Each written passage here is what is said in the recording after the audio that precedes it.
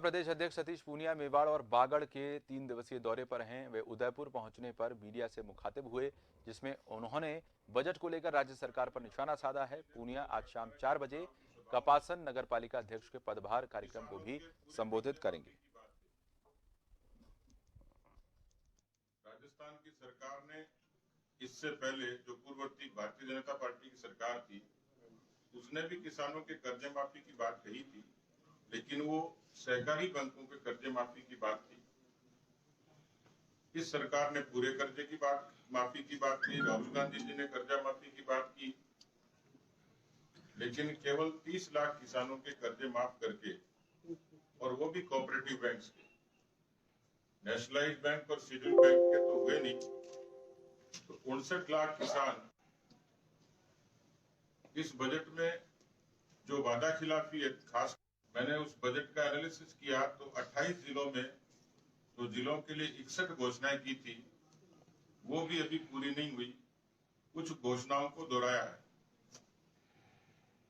उसमें जो तर्क लिया वो कोरोना का लिया, लेकिन आश्चर्यजनक रूप से कई घोषणाएं ऐसी हैं जो उन्होंने 2009 में भी करी थी और अभी तक पूरी नहीं हुई।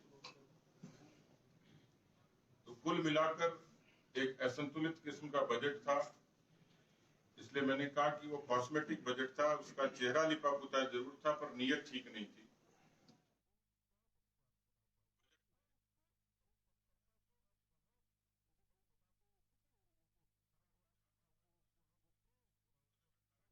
तो बजट को लेकर निशाना साधा है। भाजपा प्रदेश अध्यक्ष सतीश पूनिया ने उदयपुर पर पहुंचे। हमारे साथ भगवान जुड़ रहे हैं उदयपुर से ज्यादा जानकारी के साथ। भगवान, क्या जानकारी है सतीश पूनिया का, अब आगे का क्या कार्यक्रम रहने वाला है? बीजेपी के प्रदेश अध्यक्ष सतीश पूनिया 3 दिवसीय दौरे पर उदयपुर संभाग में पहुंचे हैं। आज उनका उदयपुर पहुंचने पर बीजेपी के कार्यकर्ताओं ने स्वागत किया। उसके बाद उन्होंने प्रेस कॉन्फ्रेंस की। प्रेस कॉन्फ्रेंस में सीधे सीधे उन्होंने जो गहलोत सरकार की ओर से जो बजट पेश किया गया था उस पर निशाना साधा और साफ किया कि जो बात उन्होंने सदन में की वही बात उन्होंने एक बार फिर दोहराई और कहा कि ये जो बजट है वो कॉपी पेस्ट का बजट है। इस बजट में कुछ भी नया नहीं है।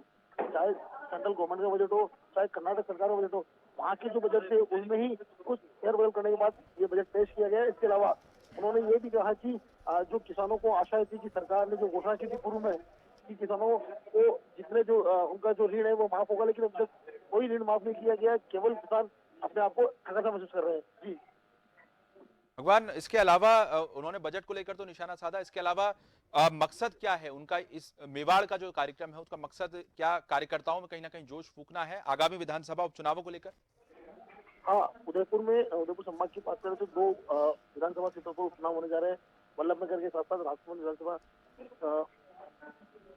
उपचुनाव होंगे। इसके अलावा प्रतापगढ़ में जो नगर परिषद है वहाँ पर भी जो संविधान समारोह है उसमें शिरकत करेंगे। लेकिन इस दौरे का जो सबसे खास मकसद ये माना जा रहा है कि जो उपचुनाव है उपचुनावों में कहीं ना कहीं जो बीजेपी के कार्यकर्ता है उनका मन टटोलना है, क्योंकि अब बारी होगी टिकट वितरण की।